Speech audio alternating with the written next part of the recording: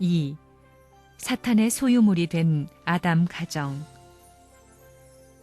아담과 해와가 타락함으로 말미암아 하나님은 그들을 참다운 인류의 조상으로, 인류의 부모로, 당신의 아들, 딸로 대할 수 없게 되었습니다.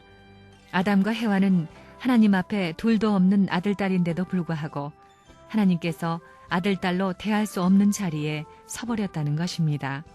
하나님은 또 아담과 해와가 장성한 후에는 부부로 축복하여 위로의 대상으로 삼으시려 했습니다. 그런데 그들은 아들, 딸로서의 위로의 대상이 되지 못한 것은 물론이고 신랑 신부로서도 위로의 대상이 되지 못했습니다. 하나님께서도 바라시던 소원이 큰 만큼 그들에게 무한한 가치를 부여하고 바라보셨던 것인데 그들이 타락함으로 말미암아 하나님께서는 자녀로서 위로해드리는 심정을 느끼지 못했고 신랑 신부로서, 즉 부부로서 위로해드리는 심정을 느끼지 못했다는 것입니다. 하나님께서는 아담과 해와가 미래의 소망의 조상으로서, 만인류 앞에 하나의 군왕으로서 하나님 앞에 충효의 도리를 세우는 입장이 되기를 바라셨던 것입니다. 그렇지만 이런 하나님 앞에 그들은 위로의 대상이 되지 못하였다는 사실을 여러분은 알아야 되겠습니다. 타락이 어디서부터 시작되었습니까? 가정에서 타락한 것이 무엇입니까? 선악과를 따먹은 것입니까? 가정적으로 타락할 수 있는 것은 사랑일 수밖에 없습니다. 선악과를 따먹고 타락했겠습니까? 선악과를 따먹어서 원죄가 생겨요? 아버지가 선악과를 따먹은 것이 죄라는데 선악과가 무엇이기에 천대만대 후손이 죄인이 됐겠습니까? 이것은 혈통적 관계입니다.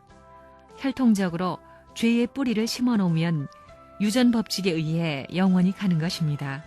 그럴 수 있는 것은 사랑 문제뿐입니다. 그릇된 사랑이 타락의 원인입니다. 불륜한 행음 관계에 의하여 해와는 천사장과 하나가 되었고 아담은 다시 천사장과 하나 된 해와와 하나 됨으로써 아담과 해와는 결국 하나님을 중심한 것이 아니라 천사장을 중심한 부부관계를 맺고 가정을 이루게 되었기 때문에 아담과 해와의 후손인 모든 인간은 사탄의 핏줄을 이어받게 되었던 것입니다.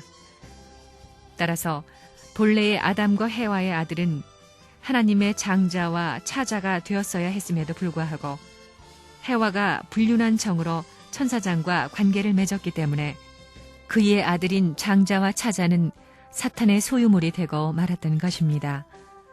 본래 창조 이상 가운데에서 사랑은 소유를 결정짓게 만듭니다. 사랑의 관계를 맺으면 그 사랑을 중심한 주체와 대상은 반드시 서로서로의 소유권을 갖게 되는 것이 원리입니다. 따라서 이런 원리적인 기준에서 살펴볼 때 해와가 천사와 불륜한 사랑의 인연으로 타락하게 되었으므로 해와의 후손으로 태어나는 인간들의 소유권은 천사장인 사탄에게 있게 되었던 것이고 사탄은 그 소유권을 당당하게 주장할 수 있게 되었던 것입니다. 아담과 해와가 타락함으로 말미암아 하나님의 창조 이상은 이루어지지 않았고 오히려 타락한 부모가 됨으로 말미암아 원죄에 있는 자녀를 번식하게 되었습니다.